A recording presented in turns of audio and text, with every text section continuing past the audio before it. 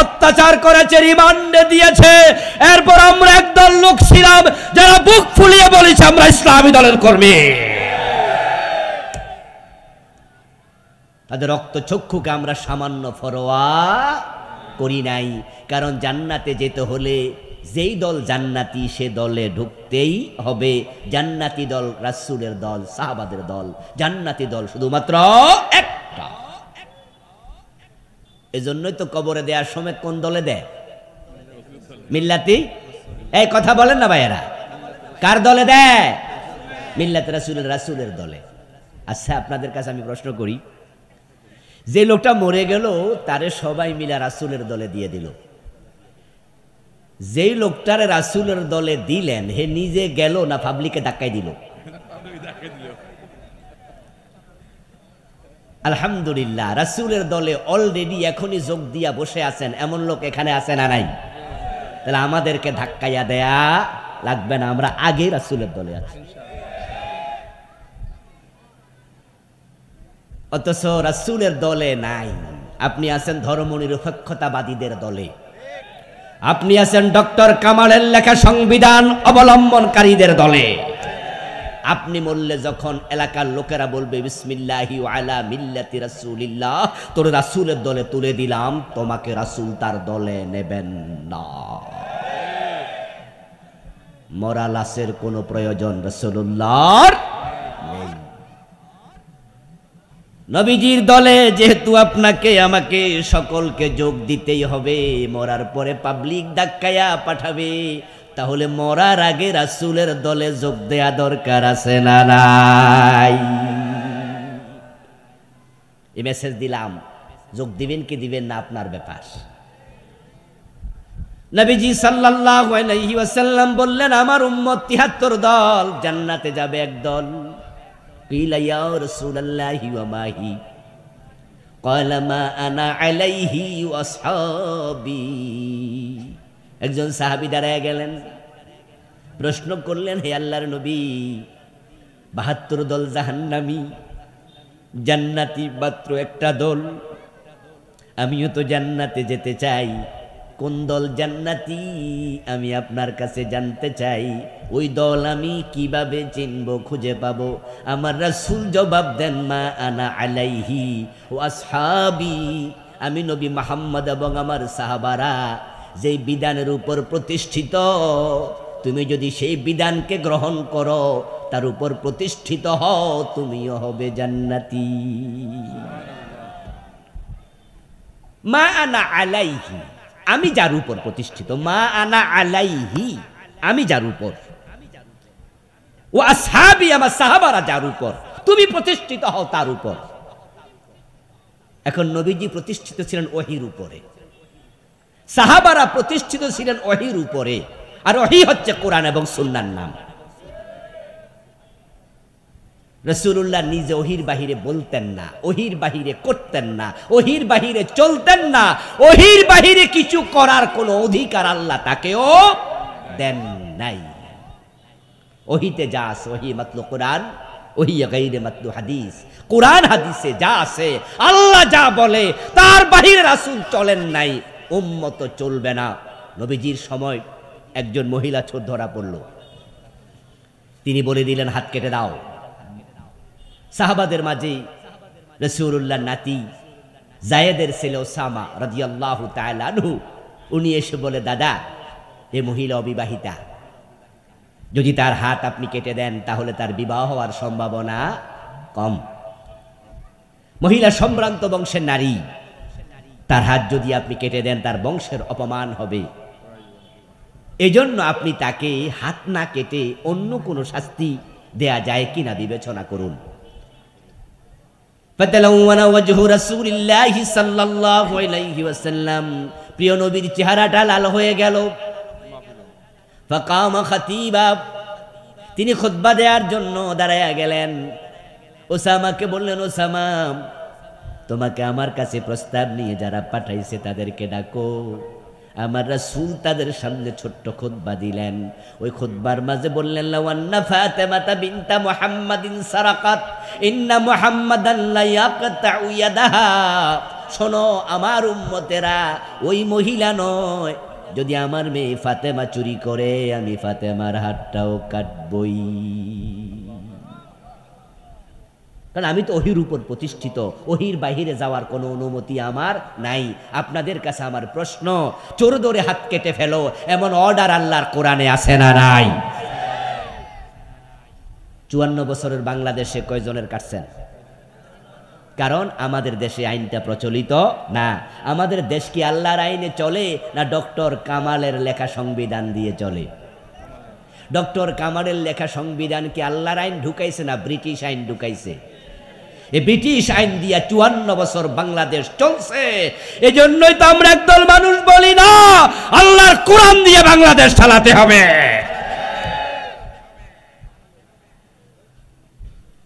রাসূলের সাহাবারা কোরআন দিয়ে চালাচ্ছেন, চলেছেন, অর্ধ পৃথিবী পরিচালনা করেছেন। হযরত ওমর রাদিয়াল্লাহু তাআলা আনহু অর্ধ পৃথিবীর প্রেসিডেন্ট ছিলেন।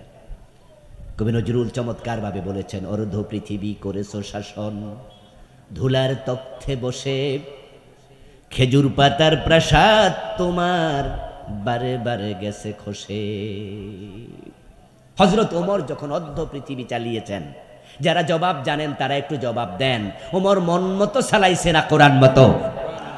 সে কোরআন বাংলাদেশে আছে না নাই? হযরত ওমরের ইসলামী রাষ্ট্র ছিল 50 লক্ষ বর্গ মাইল। আজকের পারস্য তথা ইরান ওমরের সময় ইসলামী রাষ্ট্রের অধীন ছিল। আজকের ইটালির রাজধানী রোম ওমরের সময় বিজয় হয়েছিল। অর্ধ পৃথিবী ওমর চালিয়েছেন, 50 লক্ষ বর্গ মাইল। বাংলাদেশ হলো মাত্র 56,000 বর্গ মাইল।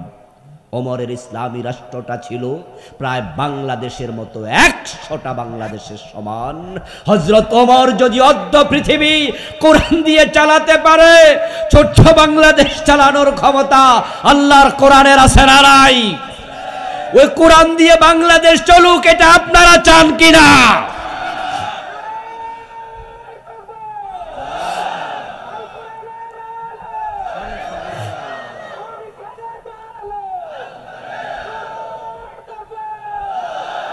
আমার প্রিয় ভাই, মা আনা আলাইহি ওয়াসহাবি, নবীজি বলছেন জান্নাতি দল একটা, যা আমি এবং আমার সাহাবারা মানি, তুমি সেটা মানলে জান্নাতি। এখন বাংলাদেশে যারা কোরআনের রাজ প্রতিষ্ঠিত হোক, কোরআনের আইনে বাংলাদেশ চলুক, এটা চান না, আপনি জান্নাতি দলের সদস্য না।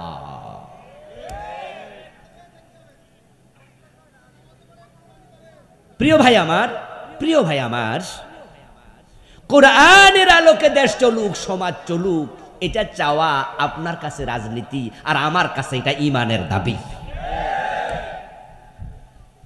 আপনি মনে করছেন যে আমি একটি রাজনীতি দল করি, উনি আর একটা করে, উনি আর একটা করে, ভেরিয়েশন আছে, ভিন্নতা বৈচিত্র্য আছে। বাংলাদেশ গণতান্ত্রিক দেশ, এক একজন এক একটা করবে। আমি বলবো, শোনো মুসলমান, তুমি মনে যা চাও তাও করতে পারো না। তুমি বাজারে গেলে দেখবে মালয়েশিয়ার বাজারে শুকরের গোশত বিক্রি হয়, কিন্তু মুসলমান শুকরের গোশত দোকানে কিনতে যাবে না। তুমি অনেক রাজনৈতিক দল দেখবে, ইসলাম যারা মানে না, কোরআন যারা চায় না, ওই দলে তুমি ঢুকতে পারবে না।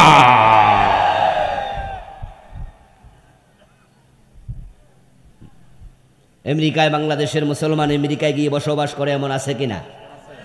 আমেরিকার বাজারে কি শুকরের গোশত বেচে না? মদের দোকান আছে না? তা আপনি কি বলবেন নাকি যেহেতু দোকান আছে খাইয়ালাই ঢুকি? নো, আপনি মুসলিম, যা মন চায় তা আপনি করতে পারেন না। নবীজি সাল্লাল্লাহু আলাইহি ওয়াসাল্লাম বললেন, আমাকে অনুসরণ করলে জান্নাত। আল্লাহর জান্নাতে যেতে হলে নবীকে মানো। ক্বালা রাসূলুল্লাহ সাল্লাল্লাহু আলাইহি ওয়াসাল্লাম, মান আহাব্বা সুন্নতি ফাকাদ আহাব্বানি ওয়া মান আহাব্বানি কানা মাই ফিল জান্নাহ। সুবহানাল্লাহ পড়েন ভাইয়া। এই প্রিয় ভাইয়েরা, আমরা তো জান্নাতে যেতে চাই, যেতেই হবে, এই ট্রেন মিস করা যাবে না। রাসূল বলছে জান্নাতে যেতে চাও, তাহলে মান আহাব্বা সুন্নতি ফাকাদ আহাব্বানি, আমার সুন্নাহকে ভালোবাসো, আমার তরিকা ধরো, আমার আদর্শ ধরো। ওয়া মান হাব্বানি কানা মাই ফিল জান্নাহ। এবার রাসূল সুসংবাদ দিচ্ছেন যে আমার সুন্নাহকে ফলো করে সে জান্নাতে আমার সাথে ঢুকবে। এখন রাসূলের সুন্নাহকে ফলো করলে জান্নাত, এই ওয়াজটুকু শুনে অনেক টুপিওয়ালা দাড়িওয়ালা মুস্কি হাসে, যাক তাহলে জান্নাত পাইয়া গেছে। কারণ সে মনে মনে ভাবছে টুপি মাথার দেয়া সুন্নাহ দিলাম তো, মুখে দাড়ি রাখা সুন্নাহ মুখে দাড়ি রাখলাম তো। প্রিয় ভাইয়েরা, হ্যাঁ টুপি মাথায় দেয়া সুন্নাহ, মুখে দাড়ি রাখা সুন্নাহ, হ্যাঁ আপনি সুন্নাহ মানেন, কিন্তু এক জায়গায় প্রবলেম হচ্ছে বাংলাদেশের অধিকাংশ মুসলমান সুন্নাহ মানে সেখানে সুবিধা আছে যেখানে, অসুবিধা যেখানে, সুন্নাহ মানে না সেখানে। সুন্নাহ মানে ততক্ষণ মামলা খায় না যতক্ষণ, মামলা খাওয়ার ভয় থাকলে সুন্নাহ আর মানে না। আমরা হচ্ছি সুবিধাবাদী সুন্নি। গতকালকে আলেম ওলামাদের আহ্বানে সোহরাওয়ার্দী উদ্যানে সব দলের লোকেরা একসাথে হাজির হয়েছে এবং মঞ্চে আপনারা দেখেছেন বাংলাদেশের মোটামুটি অনেক দল, বিএনপির লোকও হাজির হয়েছে, হয় নাই? কথা বলে না ভাইয়েরা, হাজির হয় নাই? বিএনপির নেতারাও গেছে, জাতীয় পার্টির লোকেরা গেছে, আওয়ামী লীগের কোন কোন সদস্যও গেছে, যদিও তারা হয়তো পরিচয় এখন আর দেয় না। কিন্তু আওয়ামী লীগের লোক দু চারজন যায় নাই আমি এটা বলবো না, ফিলিস্তিনের পক্ষে দেশের আওয়ামী লীগাররাও আছে না? আচ্ছা, এই যে কালকে যখন ফিলিস্তিনের বিপক্ষে ডাক আসলো, আপনার ইসরায়েলের বিপক্ষে, ফিলিস্তিনের জুলমের বিপক্ষে, তখন সব দলের লোকেরা দৌড়ে গেল অন্যায়ের প্রতিবাদ করা সুন্নাহ।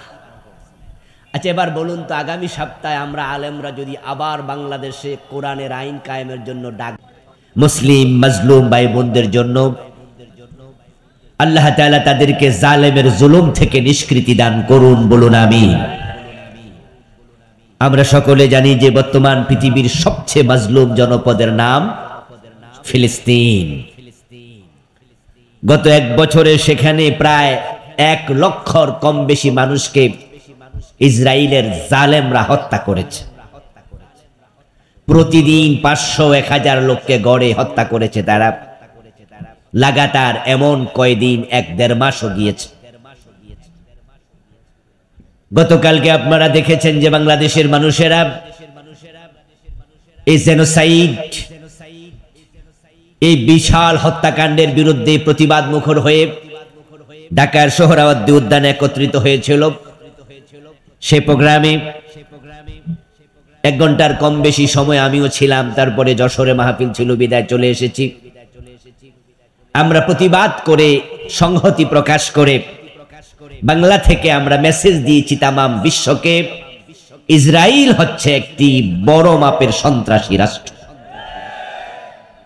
আন্তর্জাতিক আদালতে তাদের বিচার করা দরকার, ঠিক না? আমরা ফিলিস্তিনের মুসলমানদের সাথে আছি, তাদেরকেও মেসেজ আমরা দিয়েছি, তারা একা নয়।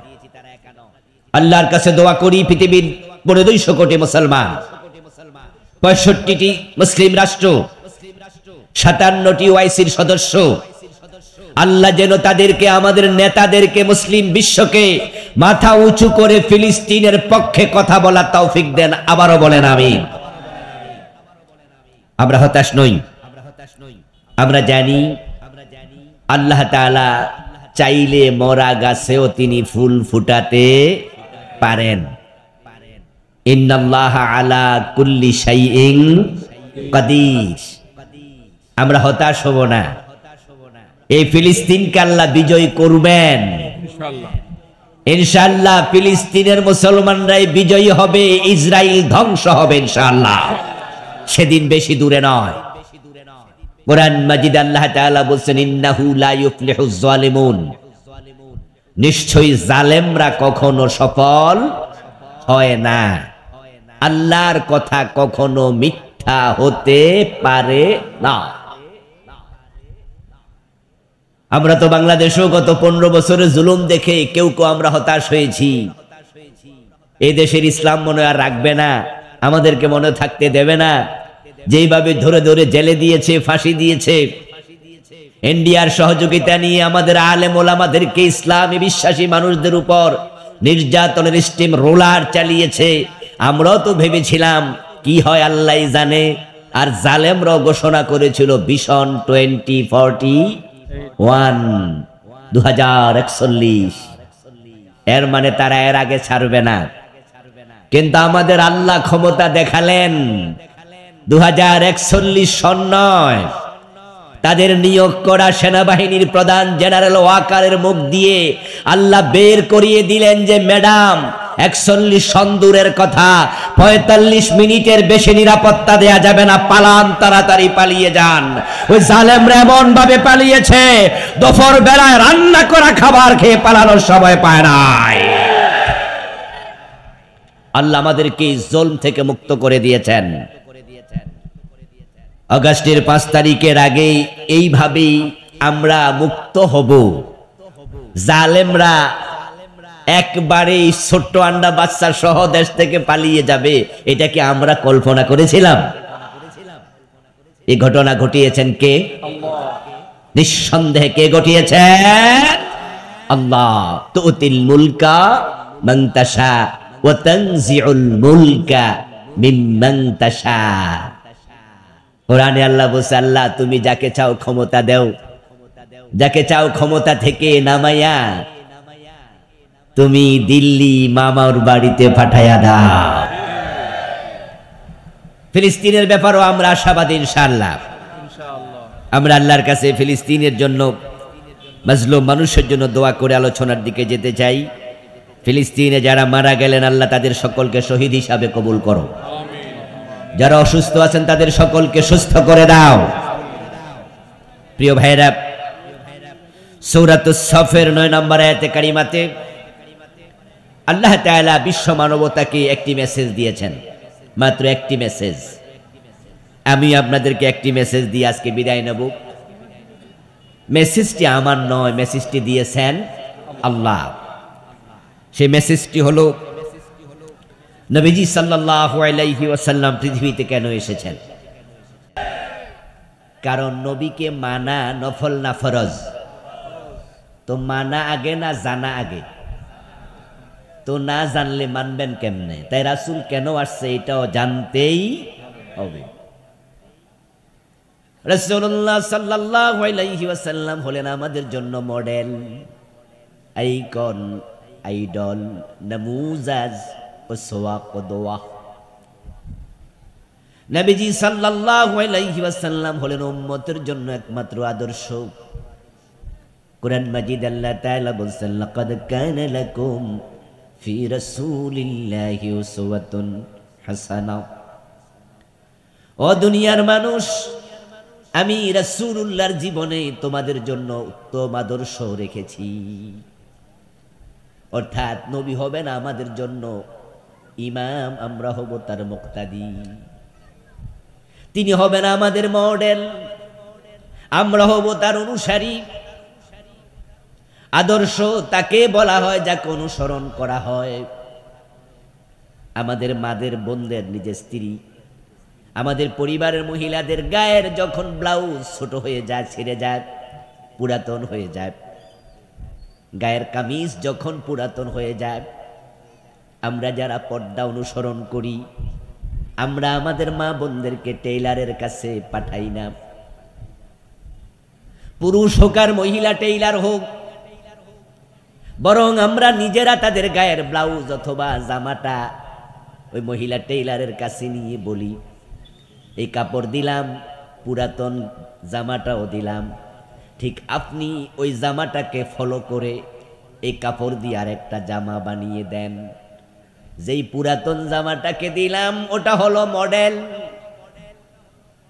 এবার টেইলার সাহেব যখন নতুন কাপড়টা কেটে জামা বানায়, তখন সে ফিতাটা হাতে নেয়ার পরে আস্তে আস্তে করে প্রতিটা জায়গায় মাপ দেয়, ওই মাপ অনুসরণ করে নতুন জামা বানায়। নবীজি সাল্লাল্লাহু আলাইহি ওয়াসাল্লাম আল্লাহ তাআলা আমাদের সামনে রাখলেন, রিসালাত দিয়ে, নবুয়ত দিয়ে তাকে সামনে পাঠিয়ে আমাদেরকে বললেন, ও দুনিয়ার মানুষ, যদি তোমরা জান্নাতে যেতে চাও, আল্লাহর ভালোবাসা পেতে চাও, নবীকে অনুসরণ করো। কুলিন কুনতুম তুহিব্বুনাল্লাহ ফাত্তাবিউনি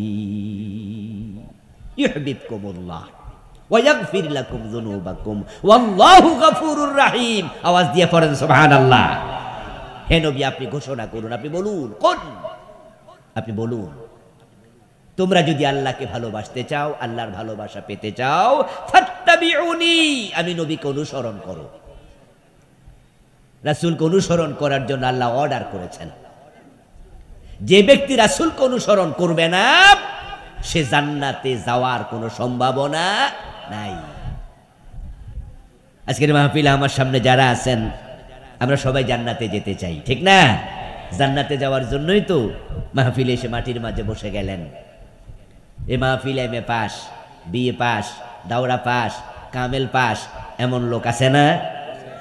তারা কিন্তু সম্মানিত মানুষ। বিভিন্ন জায়গায় গেলে চেয়ারে বসে, মানুষ তাদেরকে চেয়ার দেয়, কিন্তু মাহফিলে এসে মাটির মাঝে বসে গেছে। কোনো অহংবোধ নেই, কোনো আত্মগরিমা আত্মম্বরিতা নেই। হুজুরের সামনে বসে কোরআন হাদিসের কিছু কথা শুনবো, হতেও তো পারে কোরআনের একটা কথা আমার হেদায়াতের উসিলা হবে, নাজাতের উসিলা হবে। শুধু জান্নাত পাওয়ার জন্য মাটিতে বসে গেছেন, ঠিক কি না? এই মাহফিলের মাঠে বসা নয়, আল্লাহর জান্নাত পাওয়ার জন্য আমরা তো শহীদ হতেও রাজি, আমরা তো জীবন দিতেও রাজি হয়ে যায়, ঠিক কি না? আল্লাহর জান্নাত আমাদের জীবনের লক্ষ্য। আমার বন্ধু, জান্নাতে যাওয়ার জন্য আপনারা যারা আল্লাহর পথে খরচ করছেন, টাকা দিয়া পয়সা দিয়া হজে চলে যান, এই রমাদানে রোজা রাখলেন, আল্লাহর জান্নাত পাওয়ার জন্য রমাদান মাসে ক্যালকুলেটর হাতে নিয়ে বসে বসে যাকাতের হিসাব করে যাকাত দিলেন। আল্লাহর জান্নাত পাওয়ার জন্য আপনি তাহাজ্জুদের বিছানায় চোখের পানি ছেড়ে দিয়ে কাঁদেন। ওই জান্নাত পাওয়ার জন্য শর্ত হলো নবীর অনুসরণ।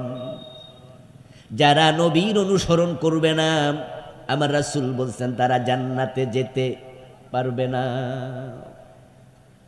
ক্বালা রাসূলুল্লাহ সাল্লাল্লাহু আলাইহি ওয়াসাল্লাম, কুল্লু উম্মতি ইয়াদখুলুনাল জান্নাতা ইল্লা মান আবা।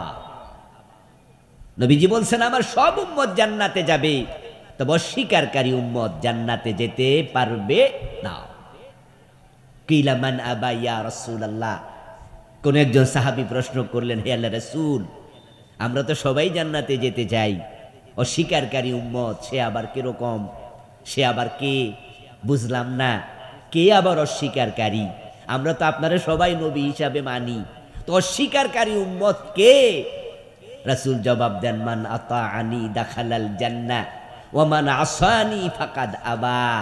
যে আমি নবীকে অনুসরণ করে সে জান্নাতে ঢুকবে, যে আমি নবীকে অনুসরণ করবে না সে অস্বীকারী জান্নাত পাবে না। রাসূলুল্লাহর যে উম্মত বাংলাদেশে আমরা আছি, শতকরা ৯২% মানুষ নিজেদেরকে রাসূলের উম্মত দাবি করছি, আমরা মুসলিম। আপনাদের কাছে আমার জিজ্ঞাসা, মেহেরবানি করে একটু জবাব দিয়েন, রাসূলকে অনুসরণ করে জীবন চালাচ্ছে, পরিবার চালাচ্ছে, ব্যবসা বাণিজ্য চালাচ্ছে, রাসূলকে অনুসরণ করে রাজনীতি চালাচ্ছে, সমাজনীতি চালাচ্ছে, মানে রাসূলকে অনুসরণের বাহিরে জীবন চালায় না, এমন মানুষ কি বাংলাদেশে অনেক অনেক বেশি না অনেক অনেক কম? আমাদের দেশে রাসূলকে অনুসরণ করে বিচার ব্যবস্থা চলছে, ঠিক না? চলে, অর্থ ব্যবস্থা চলে, আদালত চলে, রাজনীতি চলে, শিক্ষানীতি চলে। তো রাসূলকে অনুসরণ করে যে না না না বলছেন, চলে না। তো এগুলো যারা চালাচ্ছে, আদালতের বিচারক, রাজনীতির নেতা, ব্যবসায়ী বড় যারা আছে, তারা কি রাসূলের উম্মত দাবি করে না? কিন্তু রাসূলকে অনুসরণ করে বিচার করে না। আমার প্রিয় ভাইয়েরা, রাসূলুল্লাহর উম্মত দাবি করবে কিন্তু রাসূলকে অনুসরণ করতে রাজি হবে না, এমন মানুষের সংখ্যাই খুব বেশি। এজন্যই তো নবীজি প্রায় 1450 বছর আগে বলেছেন, আমার উম্মতের মাঝে জাহান্নামীর সংখ্যাও হবে বেশি। কারণ তারা তো উম্মত দাবি করবে, আমাকে মানবে না, তো অনুসরণ করবে না, তো জান্নাতে কেমনে যাবে? নবীজি বলছেন আমার উম্মত হবে ৭৩ দল, জান্নাতি হবে কয় দল? এই সাতক্ষীরার ভাইয়েরা কথা বলতে হবে, আমাকে একটু শোনান, আমি দেখি কি জানেন আপনারা, তাহলে তো কথা বলতে আমার জন্য সহজ হবে। রাসূলের উম্মত হবে ৭৩ দল, জান্নাতি হবে কয় দল? তাহলে জান্নাতি বেশি না কম? এ কম কারা? যারা রাসূলকে অনুসরণ।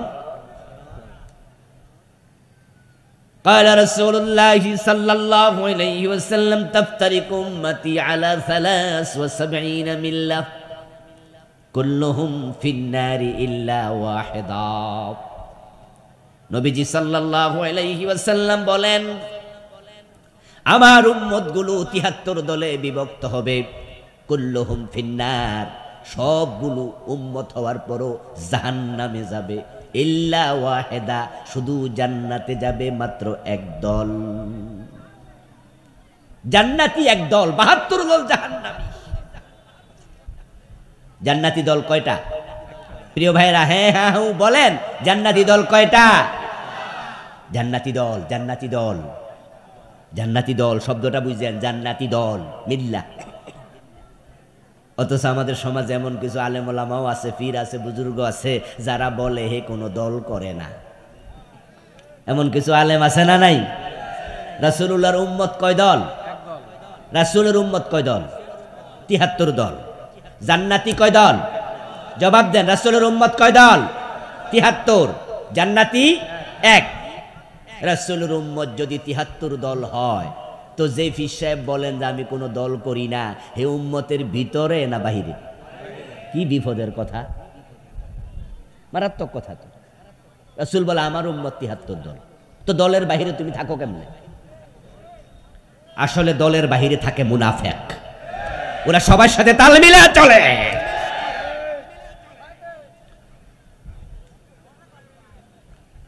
إذا لقوا الذين آمنوا قالوا آمنا وإذا خلوا إلى شياطينهم قالوا إنا معكم।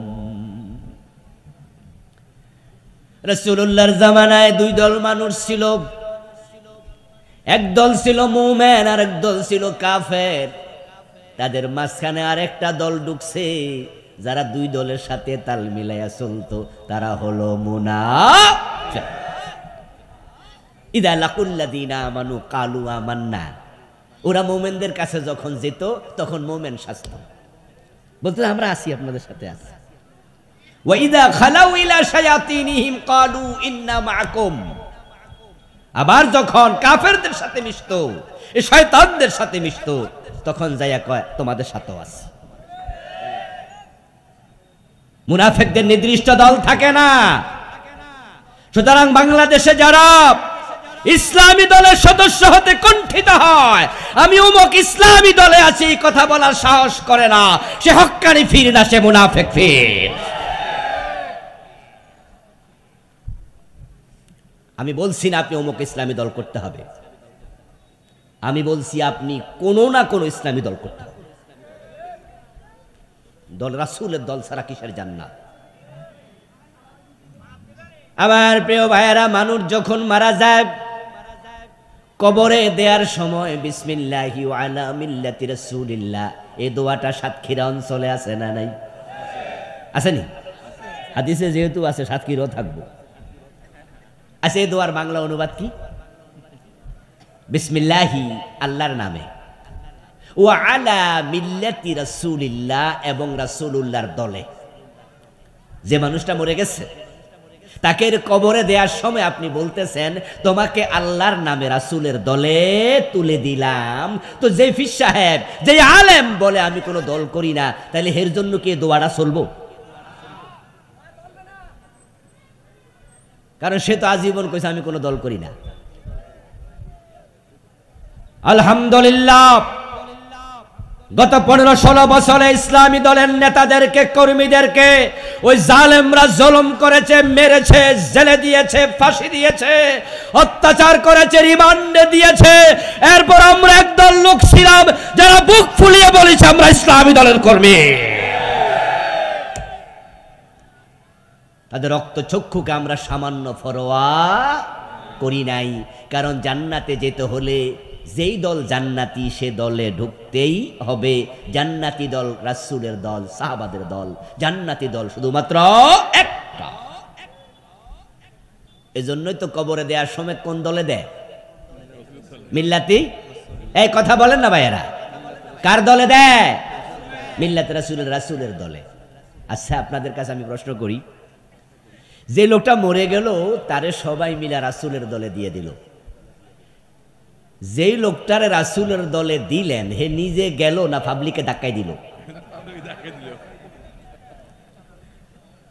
আলহামদুলিল্লাহ, রাসূলের দলে অলরেডি এখনই যোগ দিয়া বসে আছেন এমন লোক এখানে আছে না নাই? তাহলে আমাদেরকে ধাক্কাইয়া দেয়া লাগবে না, আমরা আগে রাসূলের দলে আছি। অথচ রাসূলের দলে নাই। আপনি আছেন ধর্মনিরপেক্ষতাবাদীদের দলে, আপনি আছেন ডক্টর কামালের লেখা সংবিধান অবলম্বনকারীদের দলে। আপনি মরলে যখন এলাকার লোকেরা বলবে বিসমিল্লাহি ওয়া আলা মিল্লাতি রাসূলিল্লাহ, তোর রাসূলের দলে তুলে দিলাম, তোমাকে রাসূল তার দলে নেবেন না। মরা লাশের কোনো প্রয়োজন রাসূলুল্লাহর নেই। নবীজির দলে যেহেতু আপনাকে আমাকে সকলকে যোগ দিতেই হবে, মরার পরে পাবলিক ধাক্কায়া পাঠাবে, তাহলে মরার আগে রাসূলের দলে যোগ দেয়া দরকার আছে না নাই? এই মেসেজ দিলাম, যোগ দিবেন কি দিবেন না আপনার ব্যাপার। নবীজি সাল্লাল্লাহু আলাইহি ওয়াসাল্লাম বললেন, আমার উম্মত ৭৩ দল, জান্নাতে যাবে এক দল। কিলা ইয়া রাসূলুল্লাহি ওয়া মা হি? ক্বালা মা আনা আলাইহি ওয়া আসহাবী। একজন সাহাবী দাঁড়ায় গেলেন, প্রশ্ন করলেন, হে আল্লাহর নবী, ৭২ দল জাহান্নামী, জান্নাতি মাত্র একটা দল, আমিও তো জান্নাতে যেতে চাই, কোন দল জান্নাতি আমি আপনার কাছে জানতে চাই, ওই দল আমি কিভাবে চিনব, খুঁজে পাবো? আমার রাসূল জবাব দেন, মা আনা আলাইহি ওয়া আসহাবী, আমি নবী মুহাম্মদ এবং আমার সাহাবারা যেই বিধানের উপর প্রতিষ্ঠিত, তুমি যদি সেই বিধানকে গ্রহণ করো, তার উপর প্রতিষ্ঠিত হও, তুমিও হবে জান্নাতি। মা আনা আলাইহি, আমি যার উপর প্রতিষ্ঠিত, মা আনা আলাইহি, আমি যার উপর, ও আসহাবী, আমার সাহাবারা যার উপর, তুমি প্রতিষ্ঠিত হও তার উপর। এখন নবীজি প্রতিষ্ঠিত ছিলেন ওহীর উপরে, সাহাবারা প্রতিষ্ঠিত ছিলেন ওহীর উপরে, আর ওহী হচ্ছে কোরআন এবং সুন্নাহর নাম। রাসূলুল্লাহ নিজে ওহীর বাহিরে বলতেন না, ওহীর বাহিরে করতেন না, ওহীর বাহিরে চলতেন না, ওহীর বাহিরে কিছু করার কোনো অধিকার আল্লাহ তাকেও দেন নাই। ওহীতে যা আছে, ওহী মাতলু কোরআন, ওহী গায়রে মাতলু হাদিস। কোরআন হাদিসে যা আছে, আল্লাহ যা বলে তার বাহিরে রাসূল চলেন নাই, উম্মত চলবে না। নবীজির সময় একজন মহিলা চোর ধরা পড়ল, তিনি বলে দিলেন, হাত কেটে দাও। সাহাবাদের মাঝে রাসূলুল্লাহর নাতি যায়েদের ছেলে ওসামা রাদিয়াল্লাহু তাআলা আনহু, উনি এসে বলে, দাদা, এ মহিলা অবিবাহিতা, যদি তার হাত আপনি কেটে দেন তাহলে তার বিবাহ হওয়ার সম্ভাবনা কম। মহিলা সম্ভ্রান্ত বংশের নারী, তার হাত যদি আপনি কেটে দেন তার বংশের অপমান হবে, এজন্য আপনি তাকে হাত না কেটে অন্য কোনো শাস্তি দেয়া যায় কিনা বিবেচনা করুন। ফাতালাওয়ানা ওয়াজহু রাসূলিল্লাহি সাল্লাল্লাহু আলাইহি ওয়াসাল্লাম, প্রিয় নবীর চেহারাটা লাল হয়ে গেল। ফাকামা খাতিবা, তিনি খুতবা দেওয়ার জন্য দাঁড়ায়া গেলেন। ওসামাকে বললেন, ওসামা, তোমাকে আমার কাছে প্রস্তাব নিয়ে যারা পাঠাইছে তাদেরকে ডাকো। আমার রাসূল তাদের সামনে ছোট্ট খুতবা দিলেন। ওই খুতবার মাঝে বললেন, লাওয়ান্না ফাতিমাতা বিনতা মুহাম্মাদিন সারাকাত ইন্না মুহাম্মাদান লা ইয়াকতাউ ইয়াদাহা। শোনো আমার উম্মতেরা, ওই মহিলা নয়, যদি আমার মেয়ে ফাতেমা চুরি করে আমি ফাতেমার হাতটাও কাটবই। কারণ আমি তো ওহির উপর প্রতিষ্ঠিত, ওহির বাহিরে যাওয়ার কোনো অনুমতি আমার নাই। আপনাদের কাছে আমার প্রশ্ন, চোর ধরে হাত কেটে ফেলো এমন অর্ডার আল্লাহর কোরআনে আছে না নাই? 54 বছরের বাংলাদেশে কয়জনের কাটছেন? কারণ আমাদের দেশে আইনটা প্রচলিত না। আমাদের দেশ কি আল্লাহর আইনে চলে না ডক্টর কামালের লেখা সংবিধান দিয়ে চলে? ডক্টর কামালের লেখা সংবিধান কি আল্লাহর আইন ঢুকাইছে না ব্রিটিশ আইন ঢুকাইছে? এই ব্রিটিশ আইন দিয়া 54 বছর বাংলাদেশ চলছে। এই জন্যই তো আমরা একদল মানুষ বলি না আল্লাহর কোরআন দিয়ে বাংলাদেশ চালাতে হবে।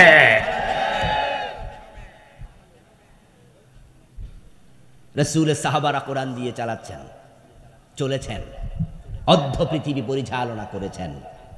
হযরত ওমর রাদিয়াল্লাহু তাআলা আনহু অর্ধ পৃথিবীর প্রেসিডেন্ট ছিলেন। কবি নজরুল চমৎকার ভাবে বলেছেন, অর্ধ পৃথিবী করেছো শাসন, ধুলার তখ্তে বসে, খেজুর পাতার প্রাসাদ তোমার বারে বারে গেছে খসে। হযরত ওমর যখন অর্ধ পৃথিবী চালিয়েছেন, যারা জবাব জানেন তারা একটু জবাব দেন। ওমর মন মতো চালাইছে না কোরআন মতো? সে কোরআন বাংলাদেশে আছে না নাই? হযরত ওমরের ইসলামী রাষ্ট্র ছিল 50 লক্ষ বর্গ মাইল। আজকের পারস্য তথা ইরান ওমরের সময় ইসলামী রাষ্ট্রের অধীন ছিল। আজকের ইটালির রাজধানী রোম ওমরের সময় বিজয় হয়েছিল। অর্ধ পৃথিবী ওমর চালিয়েছেন, 50 লক্ষ বর্গ মাইল। বাংলাদেশ হলো মাত্র 56,000 বর্গ মাইল। ওমরের ইসলামী রাষ্ট্রটা ছিল প্রায় বাংলাদেশের মতো 100টা বাংলাদেশের সমান। হযরত ওমর যদি অর্ধ পৃথিবী কোরআন দিয়ে চালাতে পারে, ছোট্ট বাংলাদেশ চালানোর ক্ষমতা আল্লাহর কোরআনের আছে না নাই? ওই কোরআন দিয়ে বাংলাদেশ চলুক, এটা আপনারা চান কিনা?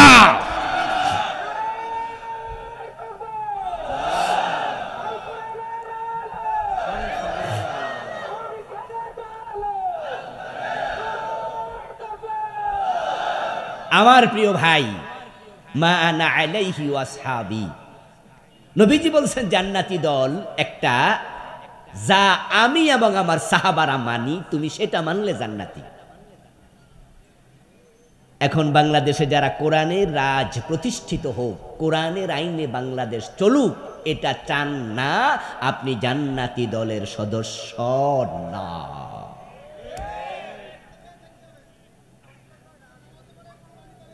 প্রিয় ভাই আমার, প্রিয় ভাই আমার, কোরআনের আলোকে দেশ চলুক, সমাজ চলুক, এটা চাওয়া আপনার কাছে রাজনীতি, আর আমার কাছে এটা ঈমানের দাবি। আপনি মনে করছেন যে আমি একটি রাজনীতি দল করি, উনি আরেকটা করে, উনি আরেকটা করে, ভেরিয়েশন আছে, ভিন্নতা বৈচিত্র্য আছে। বাংলাদেশ গণতান্ত্রিক দেশ, এক একজন এক একটা করবে। আমি বলবো, শোনো মুসলমান, তুমি মনে যা চাও তাও করতে পারো না। তুমি বাজারে গেলে দেখবে মালয়েশিয়ার বাজারে শুকরের গোশত বিক্রি হয়, কিন্তু মুসলমান শুকরের গোশত দোকানে কিনতে যাবে না। তুমি অনেক রাজনৈতিক দল দেখবে, ইসলাম যারা মানে না, কোরআন যারা চায় না, ওই দলে তুমি ঢুকতে পারবে না।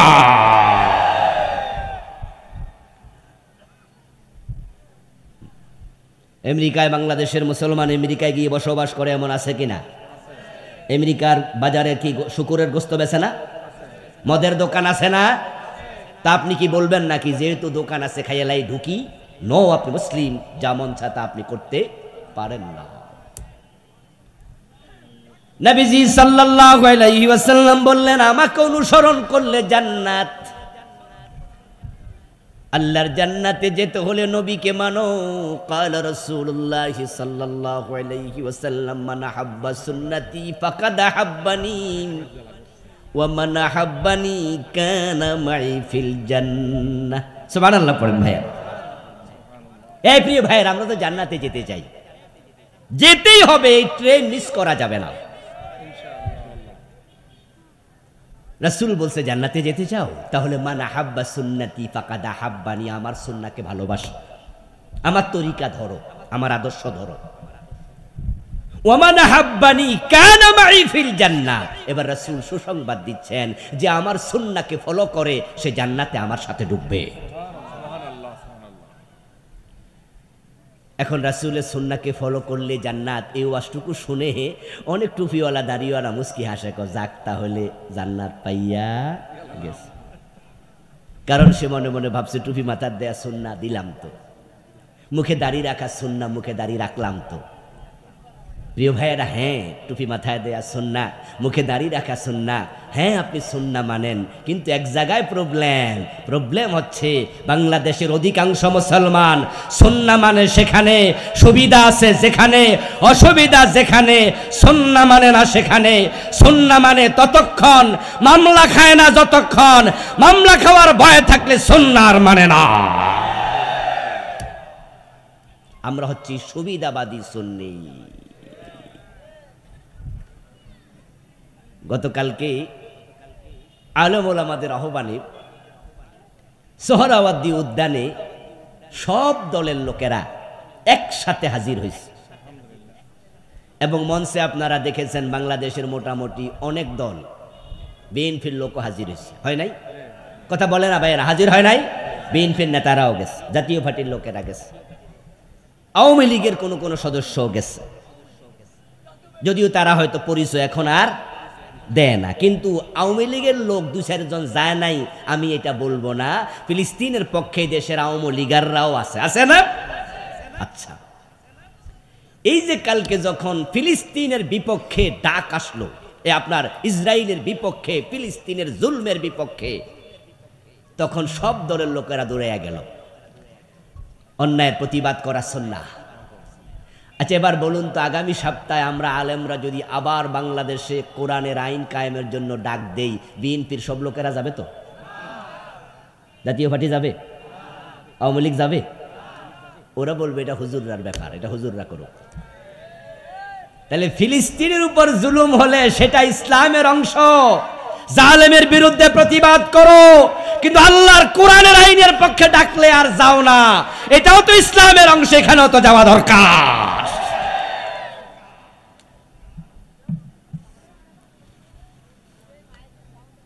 আমার বন্ধু, এই দেশটা গণতান্ত্রিক রাষ্ট্র হওয়ার কারণে এক সরকার সব সময় চালাবে না, এটাই স্বাভাবিক। আপনারা তো আমরা আল্লাহর দ্বীন কায়েমের কথা বললে মনে করেন হুজুর মনে অমুক দলের রাজনীতির কথা কয়। আল্লাহর কসম, আমরা নির্দিষ্ট দলকে প্রমোট করি না, দরকার নাই। আমরা আল্লাহর কোরআনকে ক্ষমতায় নেয়ার কথা বলি। দল যদি আমারটা নাও আসে, আর এক দল কোরআনকে ক্ষমতায় নেয়, আমি তাকেও সাপোর্ট করব। আমি তো কোরআনের পক্ষে কথা বলছি। যেহেতু এটা গণতান্ত্রিক রাষ্ট্র, এটা আওয়ামী লীগ চালাইছে, এই দেশ বিএনপি চালিয়েছে, জাতীয় পার্টিও চালিয়েছে। আগামীতে কে ক্ষমতায় আসবে আমরা জানি না, ক্ষমতার ফলা পরিবর্তন হবে, এটাই হচ্ছে রাজনৈতিক সৌন্দর্য, গণতান্ত্রিক রাষ্ট্রের বৈচিত্র্য।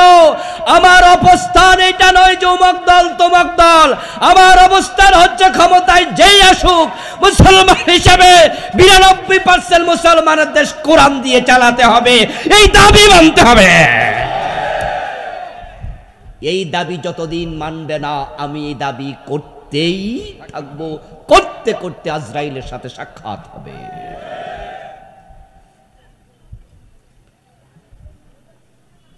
প্রিয় ভাইয়েরা, আমরা সুবিধাবাদী মুসলিম। মসজিদে যখন আমরা প্রবেশ করি, মসজিদে প্রবেশ করতে কোন পা? বাম পা দিয়া প্রবেশ করে কয়জনে? কোন দল নাই, সব দলের লোক রাসূলের সুন্নাহ ফলো করে। মসজিদ দিয়ে ডান প্রবেশ করতে ডান পা দিয়া মসজিদে ঢুকলো, বাম পা দিয়ে বের হলো, আল্লাহু আকবার বলে নামাজ শুরু করলো, সালাম ফিরিয়ে নামাজ শেষ করলো। মাগরিবের ফরজ ২ রাকাত পরে ইমাম ভুলে সালাম ফিরাইয়া দিল। মুসল্লিরা সালাম ফিরাবে না, লোকমা দেবে। আপনাদের সাতক্ষীরাতে ইমাম যদি মাগরিবের ২ রাকাত পরে সালাম ফিরায়, আপনারা কি সালাম ফিরান না লোকমা দেন? সালাম ফিরান না লোকমা দেন? আচ্ছা, ইমাম যদি আপনার বাবা হইতো, তাহলে বাবার সাথ দেয়া যাবে, ঠিক না? যে বাবা যে ২ রাকাত পড়ছে, যা আমিও ফিরালাই। না, আমরা ছেলে হয়ে ছাড় দেব না। ইমাম যদি আমার পীর সাহেব হয় আর আমি তার মুরিদ হই, ইমাম যদি 2 রাকাত পরে মাগরিব সালাম ফিরা, আমি কিন্তু ফিরকেও ছাড় দেব না, আমি লোকমা দিয়ে দেব। কারণ আমি পীর বুঝি না, আমি আমার বাবা বুঝি না। আমার নবী পড়েছে 3 রাকাত মাগরিব, 3 রাকাত আমি পড়ব, কাউকে ছাড় দেব না। রাসূলকে অনুসরণ করার ক্ষেত্রে আমি সিরিয়াস। ডান পা দিয়ে ঢুকি, বাম পা দিয়ে মসজিদ থেকে বের হই, 3 রাকাত মাগরিব পড়ি, আল্লাহু আকবার বলে নামাজ শুরু করি, সালাম ফিরিয়ে নামাজ শেষ করি। কিন্তু আমি যখন নামাজ শেষে আদালতের চেয়ারে বসে বিচার করি, তখন রাসূলের ইসলামের আলোকে আর বিচারের একটা দেই না। সাতক্ষীরা জজ কোর্টে জজ সাহেব জোহরের নামাজ পড়তে গেল। জোহরের নামাজ পড়তে যাওয়ার পরে ইমাম সাহেব 2 রাকাত পড়ে আত্তাহিয়াতু পড়তে ভুলে গেছে। তো ভুলে যাওয়ার কারণে ইমাম সাহেব 2 রাকাত পড়ার পর আল্লাহু আকবার বলে সোজা হইয়া খাড়াইতে শুরু করছে। অথচ 2 রাকাত পড়ার পরে আত্তাহিয়াতু পড়া জোহরের নামাজে এটা ওয়াজিব। এই মাসআলা আমাদের সবার জানা আছে। যদি এই ভুল করে তাহলে সাউ সেজদা দিতে হয়, ওয়াজিব তরক করলে। এটা ওয়াজিব, তাই পিছন থেকে সবাই লোকমা দিল, জজ সাহেবও লোকমা দিল। সুবহানাল্লাহ বলে লোকমা দেওয়ার পর ইমাম সাহেব এবার বসে যথারীতি তিনি আত্তাহিয়াতু পড়ে তাশাহুদ শেষ করে বাকি 2 রাকাত পড়ে তিনি যথারীতি সালাম ফিরালেন। নামাজের পরে জজ সাহেব আবার কোর্টে চলে গেল। আদালতের চেয়ারে বসে আজকে একটি চুরির মামলার রায় হবে। রায় ঘোষণার আগে তিনি লিখিত রায় পাঠ করছেন যে গত এত তারিখ থেকে এত তারিখ পর্যন্ত এই মামলার সাক্ষী সাবুত সবকিছু আমরা শুনেছি, অথেন্টিসিটি একবারে প্রমাণিত হয়েছে নিরপেক্ষভাবেই যে এই লোকটা এত লাখ টাকা চুরি করছে, তাই বাংলাদেশের এত নম্বর দণ্ডবিধির আলোকে তাকে এতদিন জেল দেয়া হলো। কিছুক্ষণ আগে যেই আপনার জজ সাহেব ইমাম সাহেবের লোকমা দিচ্ছে, তিনি এখন রায় দিচ্ছে। আপনাদের কাছে আমার জিজ্ঞাসা, চোর ধরে জেলে দেবে না হাত কাটবে? ইসলামের বিধান কি? চোর ধরে হাত কাটা নফল না ফরজ? কথা বলেন, নফল না ফরজ না ওয়াজিব? ওয়াজিব আর ফরজ বোঝেন তো? ইমাম সাহেব ভুল করছিল কিসে আর উনি ভুল করছে কিসে? গুরুত্বর কোনটা বেশি? যিনি ওয়াজিবে লোকমা দেয় তিনি ফরজ ছেড়ে দেয়। খেয়াল করবেন, উনার জন্য চোর ধরে হাত কাটা ফরজ। আল্লাহর সামনে বললে হবে না, আল্লাহ রাষ্ট্রের আইন ছিল না, এই জন্য আমি চোর ধরে হাত কাটতে পারিনি। রাষ্ট্রের আইনে ছিল চোর ধরে জেলে দাও। আমি একজন বিচারক, আইনের বাহিরে আমি যেতে পারি না।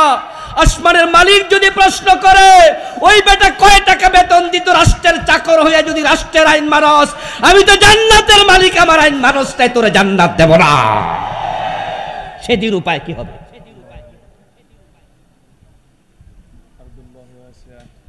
সেদিন উপায় কি হবে? যারা আমার আলোচনা শুনবেন, জাজ আছে, বিচারক আছে, আজকের মাহফিলও হয়তো নাই, কিন্তু ইউটিউবের মাধ্যমে কত বিচারক আমার আলোচনা শুনবে। শুনে বলবো, আবুল কালাম আজাদ সাহেব অবুঝ মানুষের মতো কথা বলল। আমরা যারা বিচারক আছি, আমরা চোর ধরে হাত কাটলে তো আমাদেরকে জেল দিয়া দেবে, আমার চাকরিটা চলে যাবে। তো আমি কিভাবে এটা করি? আমি বলবো, দোস্ত তুমি এটা করবা না কেন? তুমি তো এই দেশের জনগণ, তুমিও তো এই দেশের একজন, তাই তোমাদেরকে বিদ্রোহ করা উচিত। যত বিচারক আছে তাদেরকেও হাত তুলে বলা উচিত, মাথা তুলে দাঁড়িয়ে বলা উচিত, আল্লাহর আইন ছাড়া বাংলার আদালতে বিচার করা হবে না। কয়দিন বলেছ? এই যে আল্লাহর আইনে বিচার করতে পারো নাই, চোখের পানি ছেড়ে দিয়ে তাহাজ্জুদের বিছানায় কয়দিন আল্লাহকে সরি বলেছ যে আল্লাহ তোমার আইনে বিচার করতে পারি না, আমি সরি, আমারে মাফ করো? কয়দিন মাফ চাইছো? অথচ জজ সাহেব মসজিদে যাইয়া হুজুরের ওয়াজিবে লোকমা দেয়, আর আদালতে বসে ওনার ফরজের খবর নাই। ছেড়ে দিলাম জজকে। এবার আসি আপনাদের কাছে। এই যে হুজুর তাশাহুদ পড়ে নাই, ভুলে উঠতেছিল জোহরের নামাজে, পিছন দিয়া যারা লোকমা দিল তারাও তো কিছুক্ষণ পরে জজের আদালতে যাবে।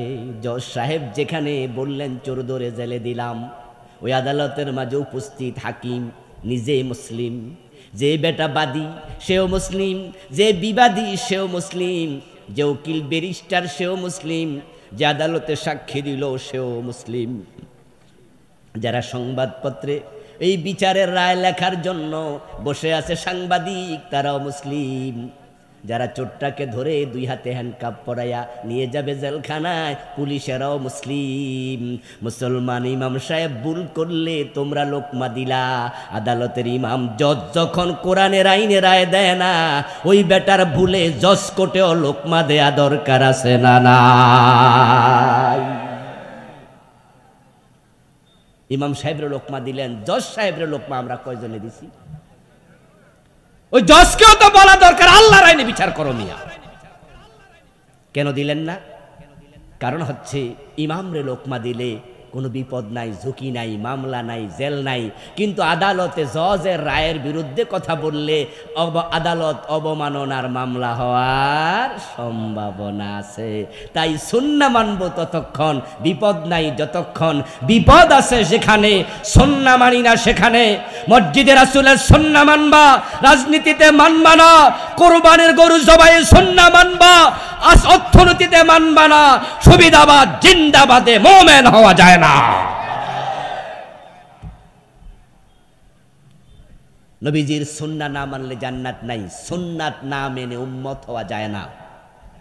এখন রাসূলের সুন্নাহ মানতে হবে জীবনের বটম থেকে টপ সব জায়গা, রান্নাঘর থেকে সংসদ ভবন, ব্যক্তি জীবন থেকে আন্তর্জাতিক বলয়। মুসলিম থাকবে যেখানে, ইসলাম থাকবে সেখানে। আল্লাহর নবী সাল্লাল্লাহু আলাইহি সাল্লামকে আল্লাহ পৃথিবীতে কেন পাঠিয়েছেন? রাসূলকে অনুসরণ করতে গেলে জানতে হবে। এবার আসেন, রাসূলকে আল্লাহ তাআলা কেন পাঠিয়েছেন? কুরআন মাজিদের 3টি সূরাতে তিনি বলেছেন।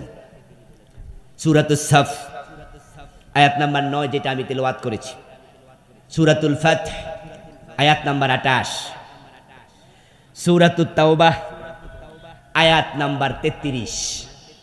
3টি সূরাতে আল্লাহ তাআলা একই কথা 3 বার বলেছেন। সেটা হচ্ছে লিউযহিরাহু আলাদ্দীনি কুল্লি।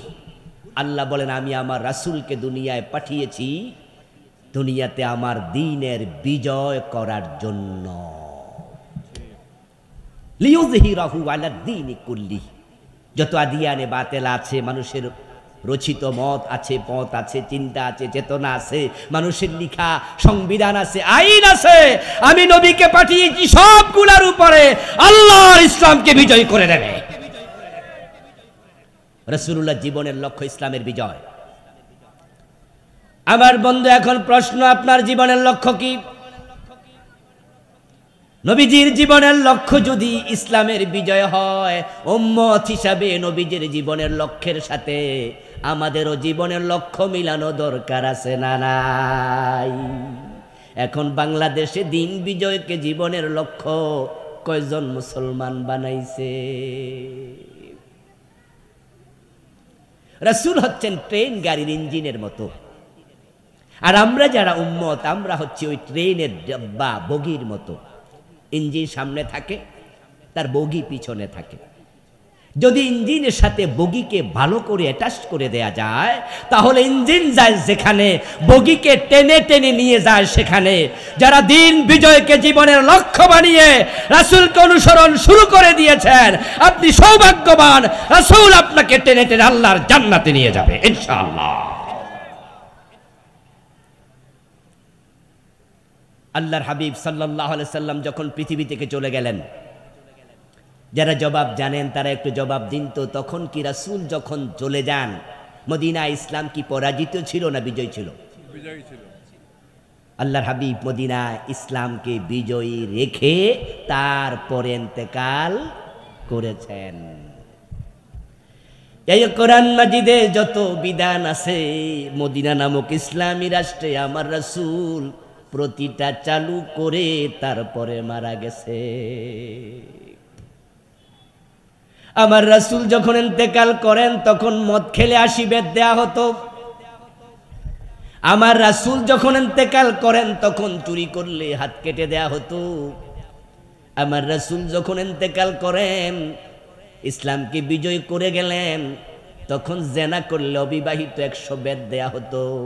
বিবাহিত জেনা করলে পাথর মেরে হত্যা করা হতো।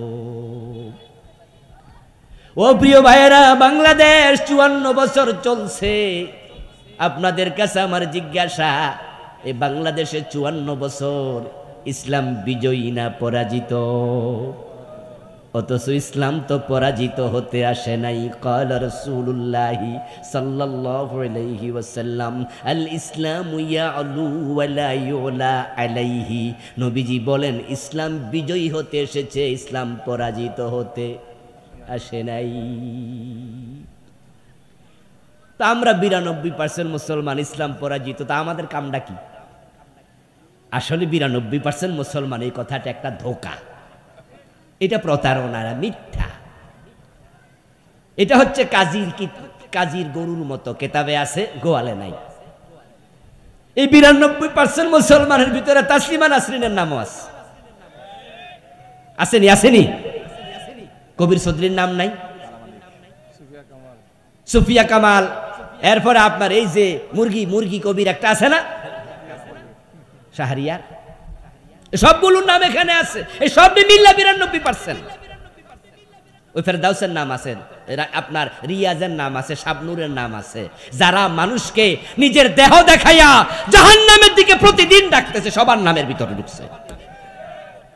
এসব মিলা 92%।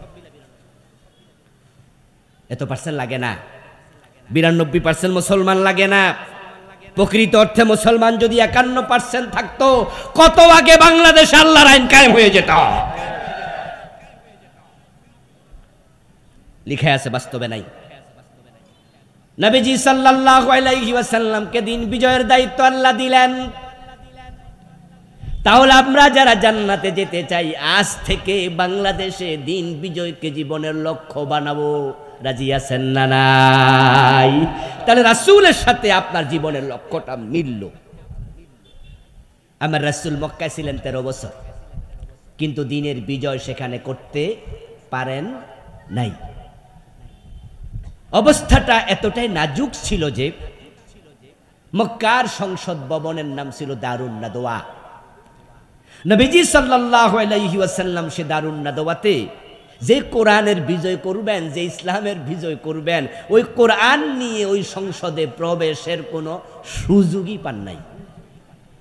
বরং মক্কার সংসদের যিনি লিডার ছিলেন, প্রধানমন্ত্রী, প্রেসিডেন্ট, সে আবু জেহেল, আবুল আহাব, তারা মক্কার সংসদে বসে সিদ্ধান্ত নিয়েছিল, ওয়াকালাল্লাযীনা কাফারু লা তাসমাউ লিহাযাল কুরআন ওয়ালগাউ ফীহি লাআল্লাকুম তাগলিবুন। কোরআন মাজিদে আল্লাহ বলে, মক্কার কাফেররা সিদ্ধান্ত নিয়েছিল, মুহাম্মদ যেখানে কোরআন পড়বে সেখানে কোরআন শুনতে যাওয়া যাবে না। লা তাসমাউ লিহাযাল কুরআন, এ কোরআন শুনতে যেও না। ওয়ালগাউ ফীহি, তারা দ্বিতীয় সিদ্ধান্ত নিল, যেখানে কোরআন পড়বে, কোরআন বুঝাবে, ওই কোরআনের আলোচনার মজলিসে গন্ডগোল লাগাইয়া দিতে হবে। এই ছিল মক্কার সংসদের সিদ্ধান্ত। আবু জেহেলরা নিয়েছিল, কোরআন শোনা যাবে না, কোরআনের আলোচনার জায়গায় গন্ডগোল লাগাও। গত 15 বছরের সাথে আবু জেহেলদের নীতি মিলে যায়। কোরআনের হাজার হাজার মাহফিলে তারা 144 জারি করেছে।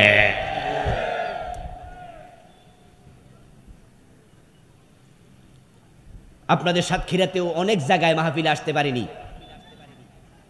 চাঁপাই নবাবগঞ্জে মাহফিল নিল একবার। দূরের প্রোগ্রামে আমি এমনিতে কম যাই, আমি ঢাকার চারপাশে মাহফিল বেশি করি, কারণ আমি একটা কামিল মাদ্রাসার মুহাদ্দিস, ক্লাস করতে হয়, তাই আমি দূরের প্রোগ্রামে যেতে অনাগ্রহ দেখাই। মাঝে মাঝে দূরে আসি, যেমন আজকে এসেছি। চাঁপাই নবাবগঞ্জের মাহফিল কমিটি ফোন দিল, মোবাইলে কল দিয়ে বলতেছে, হুজুর আপনার আইডি কার্ডটা একটু পাঠান। আমি বললাম, কিরে ভাই, পাসপোর্ট করবো নাকি? পাসপোর্ট করার সময় আইডি কার্ড এই সে কত কিছু চায়, আমার তো পাসপোর্ট আছে, নতুন করে আবার করবো। বললো, না হুজুর, আমরা গেছিলাম অনুমতির জন্য ডিসি সাহেবের কাছে, অনুমতি ছাড়া তো মাহফিল দেবে না। অনুমতির জন্য যাওয়ার পরে উনি বলছে, কোন বক্তা, ওই বক্তার আইডি কার্ড আনো। আমি বললাম, তোমাদের এলাকায় আইডি কার্ড জমা দিয়ে মাহফিল করতে হবে, এমন মাহফিলে আমার ঠেকা পড়ে নাই, ডিসির মুখের মাঝে মাইরা দিবা ওই কাগজ, বলবা আমনের মাহফিল আমনের কাছে থাক, এই অনুমতি আমনে লইয়া ঘুমান। গত 15টা বছরে কত জায়গায় মাহফিল বন্ধ করেছে।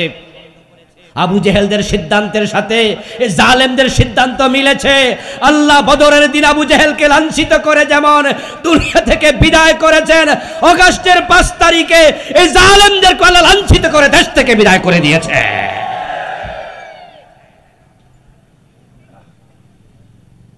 আমরা বুঝি না আর কি, আমরা মনে করি ওরা মনে হয় জিতে গেছে, কিন্তু আল্লাহ তাআলা বলেন না।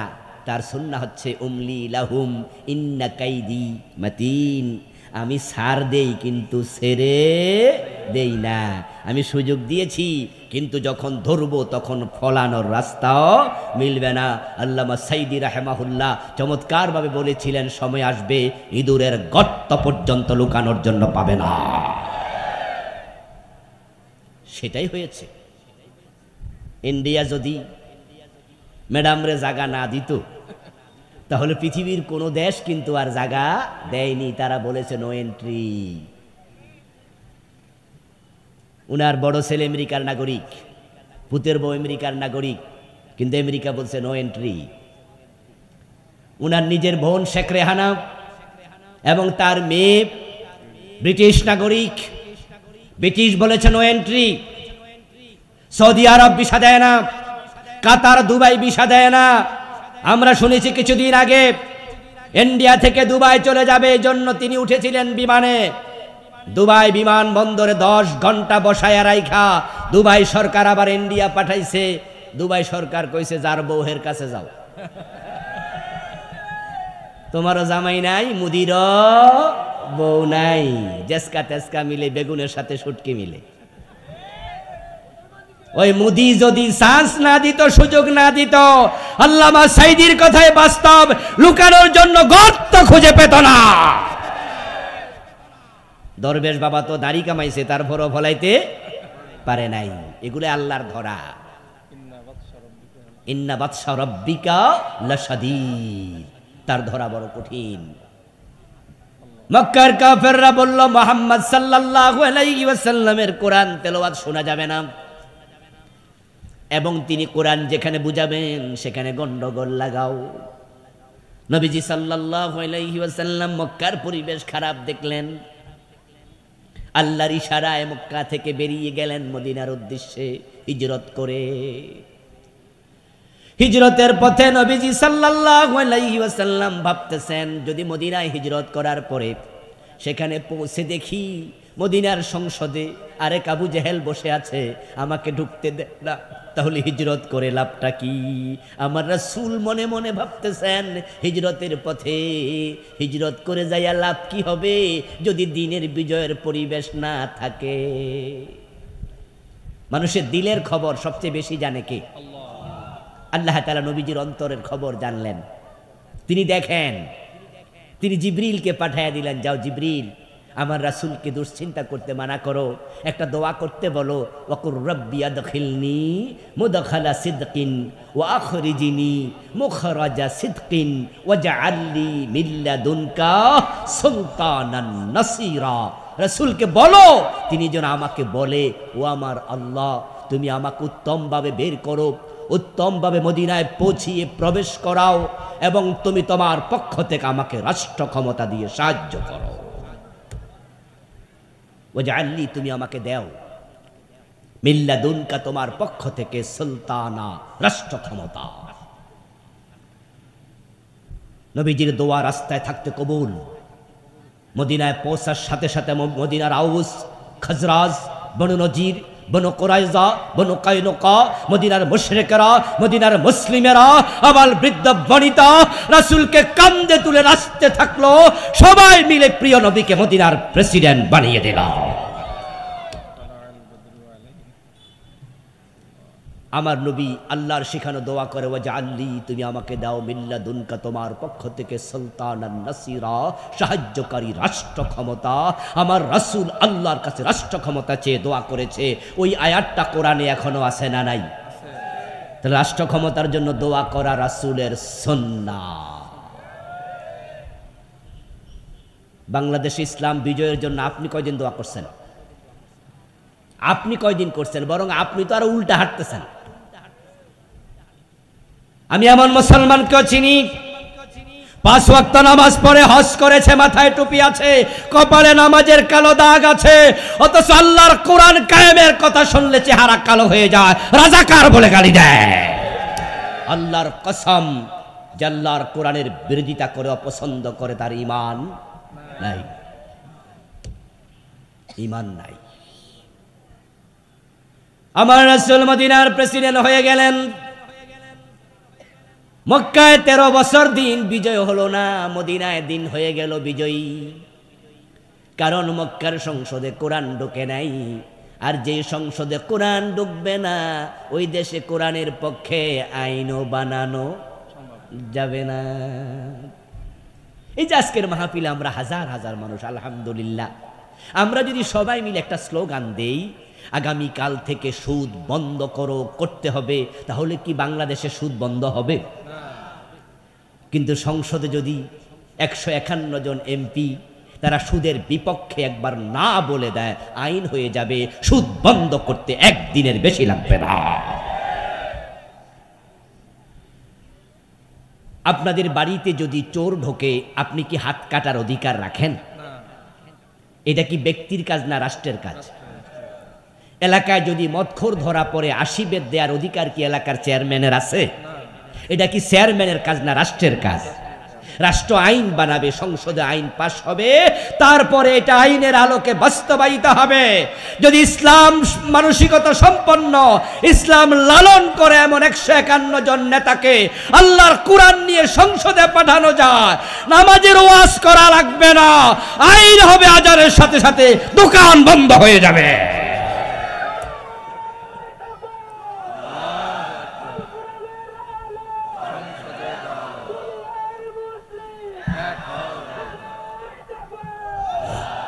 আমার প্রিয় ভাইয়েরা, আমরা তো সবাই মানুষ নামাজ পড়ুক এটা চাই, আপনারা চান কিনা?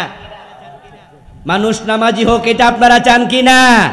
আরে তাবলীগের ভাইয়েরা নামাজের জন্য কত ওয়াজ করলো, নামাজ পড়ো, নামাজ পড়ো। আসরের নামাজের পর তাবলীগের ভাইয়েরা মসজিদ থেকে গাছতে বের হয়, লাইন ধরে 5 জন 7 জন 10 জন বেরিয়ে যায়, তারপরে একজন লোকের চারপাশে দাঁড়ায়, তাকে এমন ভাবে বুঝায়, ভাই মসজিদে আসো, মসজিদে আসো, মসজিদে আসো, যেই পর্যন্ত বেডা ইয়েস বলবে না ওই পর্যন্ত সুপার গরুর মতো ধরে রাখে। পীর সাহেব হুজুররা নামাজ পড়ো, নামাজ পড়ো কত বললো, মাহফিলের বক্তারাই 6 মাস 7 মাস শীতকালে নামাজের কত ওয়াজ করলো। বাংলাদেশে 3.5 লাখ 4 লাখের উপরে পীর আছে, হক্কানি পীরেরা সবাই নামাজের জন্য বলে, মাদ্রাসার হুজুররা নামাজ পড়তে বলে, অথচ ফজরের টাইমে মসজিদ কি ভর্তি না ফাঁকা? নামাজি কই? কোরবান আসতেছে সামনে, কোরবানের সময় গরু কেনার জন্য যখন গরু বাজারে যাবেন, আসরের আজান হবে, আসরের আজান হওয়ার পরে তাকাইয়া দেখবেন তো কতজন লোক গরু কিনা বন্ধ করে মসজিদে গেছে, কত %? বরং গরু কিনতে যদি 1000 লোক যায়, তার মাঝে হয়তো 200 নামাজি, বাকি 800। কোরবান করা কি ফরজ না ওয়াজিব? আর আসরের নামাজ গুরুত্ব কোনটার বেশি? ওরা কোরবানির গরু কিনতে কিনতে নামাজ শেষ। আমার প্রিয় ভাইয়েরা, বাংলাদেশের জাতীয় মসজিদ বাইতুল মুকাররম, ওখানে গেলে দেখবেন জোহরের নামাজ, আসরের নামাজের সময় দোতলায় নামাজ চলে, নিচতলায় বেচা কেনা চলছে রমরমা। আজানের পরে বাইতুল মুকাররমের দোকান বন্ধ হয় না, অথচ আজান হওয়ার পরে সব কিছু বন্ধ, বেচা কেনা বন্ধ। এই অর্ডার আল্লাহর কোরআনে আছে না নাই? নবীজি বলছেন, আমার মন চায় আজানের পরে আমি মহল্লায় যাই, কোনো একজনকে মসজিদে ইমামতির জায়গায় দাঁড় করিয়ে দিয়ে যারা নামাজে আসেনি তাদের বাড়ি ঘরে আগুন লাগাই। ওয়াজ আমরা অনেক করেছি সুদের বিরুদ্ধে, বাংলাদেশে সুদ চলে না, বন্ধ। কত বড় বড় হুজুররা ওয়াজ করতে করতে মরে গেছে, সুদ কিন্তু মরে নাই, সুদ আগের চেয়ে আরো জোয়ান হয়েছে। সিনেমার বিরুদ্ধে কত ওয়াজ পীর সাহেব হুজুররা আলেমরা বক্তারা করেছে, সিনেমা বন্ধ তো হয়নি, বরং বাংলাদেশের সিনেমা যথেষ্ট নয়, ইন্ডিয়া থেকে সিনেমা বাংলাদেশে আমদানি করা হচ্ছে। সিনেমার পোস্টারের মাঝে লেখা থাকে বাংলাদেশ ভারত যৌথ প্রযোজিত। এই সিনেমা এখন যুবকদের পকেটে পকেটে, এই মোবাইলের ভিতরে সিনেমা হল আছে না নাই? ওয়াজ করলে সিনেমা বন্ধ হবে না, আইন লাগবে। আইন করার জন্য কোরআনওয়ালাদেরকে সংসদে পাঠানো দরকার আছে না নাই? সেই কাজটা আপনাকে করতে হবে, আমাকে করতে হবে। বাংলাদেশ ইসলাম কায়েমের জন্য তলোয়ার হাতে নেওয়া লাগবে না। এই দেশে ইসলাম কায়েমের জন্য তলোয়ার হাতে নেওয়ার প্রয়োজন হবে না। এত কঠিন কাজ আল্লাহ আমাদেরকে দেন নাই, এত কঠিন কাজ তিনি দেননি। সৌভাগ্য এই দেশে 92% মুসলমান। আগামী নির্বাচনে যদি শুধু ব্যালট হাতে নিয়ে কোরআনের পক্ষে রায় দেয়, এই নির্বাচনের পরে কোরআন ক্ষমতায় চলে যেতে পারে। সুযোগ আছে না নাই? এটা সাতক্ষীরা থেকে শুরু হবে ইনশাআল্লাহ।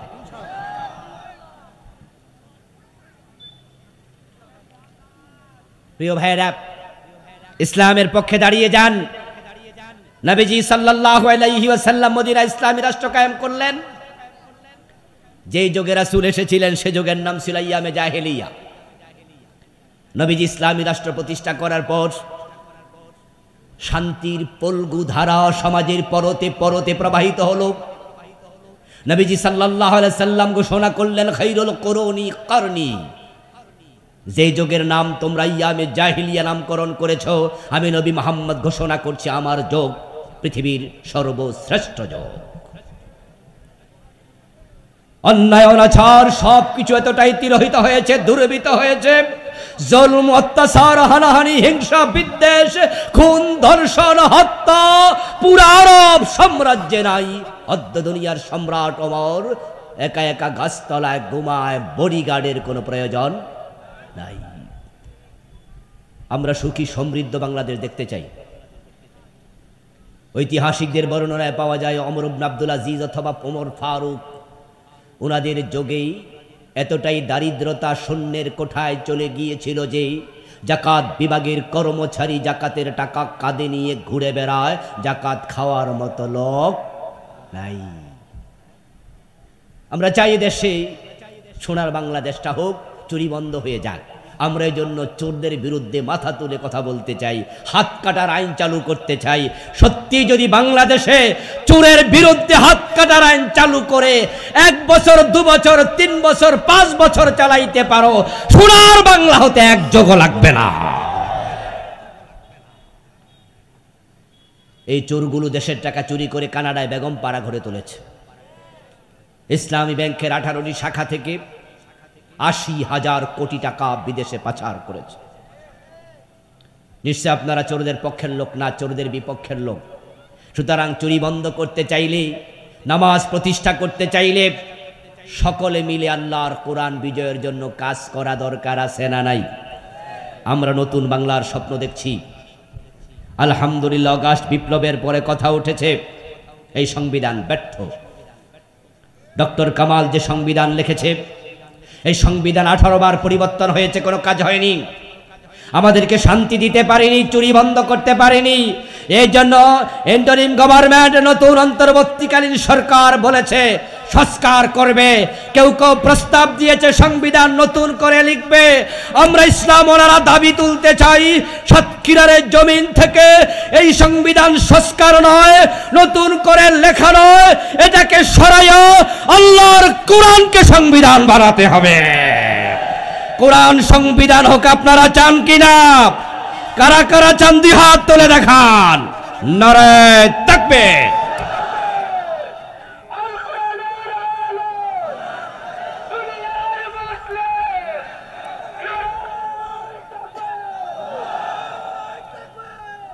প্রিয় ভাইয়েরা, আমরা স্বপ্ন দেখছি নতুন ইসলামী বাংলার।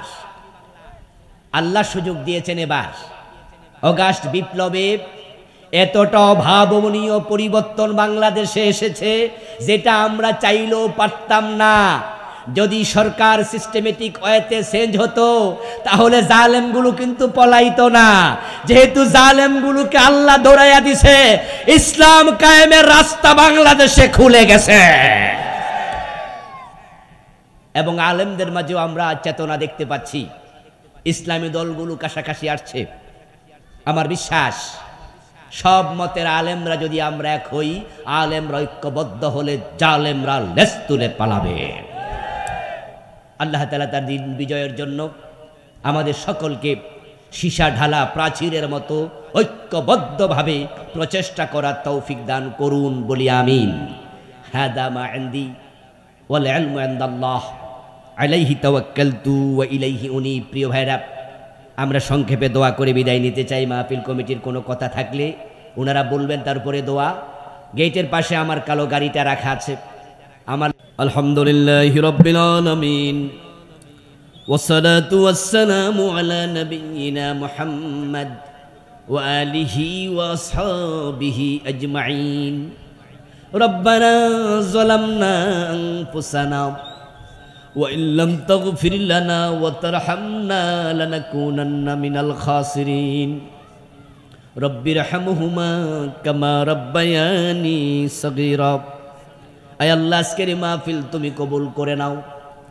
আমরা যারা এসেছি আমাদের জীবনের গুনাহগুলো মাফ করে দাও। এ আল্লাহ, আমাদের যাদের মা নাই, বাবা নাই, দাদা নাই, দাদি নাই, নানা নানি, ফুফা ফুফু, খালা খালু, আপনজন প্রিয়জন কবরে, সবার কবরকে জান্নাতের টুকরা বানায়া দাও। এ আল্লাহ, আজকের মাহফিলের জন্য যারা টাকা দিলেন, পয়সা দিলেন, বুদ্ধি দিলেন, পরামর্শ দিলেন, এ আল্লাহ মাহফিলে এসে মাহফিলকে সফল করলেন, সবার সব খেদমত কবুল করে নাও। আজকের মাহফিলের সভাপতি সাহেবের নেক হায়াত দারাজ করে দাও। প্রধান অতিথি এ আল্লাহ মুহাদ্দিস হুজুর অসুস্থ, হুজুরকে পরিপূর্ণ সুস্থ করে দাও। এ আল্লাহ, প্রিয় ভাই সাদ্দাম মাহফিলের জন্য কণ্ঠ খরচ করলেন।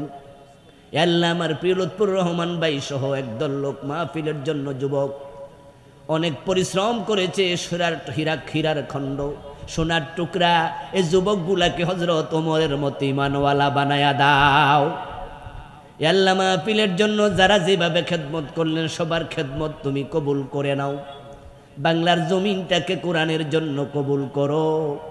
এ আল্লাহ, কোরআন সংসদে গিয়েছে, কোরআন দিয়ে দেশ চলছে, এমন দৃশ্য দেখে মরার তৌফিক আমাদের দিয়ে দাও। এ আল্লাহ, আমাদের যার মনে যে নেকাশা আছে পূর্ণ করে দাও, যার যে বিপদ আছে দূর করে দাও। মা বোনরা মাহফিল শোনার জন্য এসেছেন দূর দূরান্ত থেকে অনেকেই। আমার মা বোনদেরকে ফাতেমাতুজ জাহরার মতো ঈমান আমলওয়ালা বানায়া দাও। সুবহানা রাব্বিকা রব্বিল ইজ্জাতি আম্মা ইয়াসিফুন ওয়া সালামুন আলাল মুরসালিন ওয়ালহামদুলিল্লাহি রাব্বিল আলামিন। ওয়াসসালামু আলাইকুম ওয়া রাহমাতুল্লাহ। সুবহানাকাল্লাহুম্মা বিহামদিক আশহাদু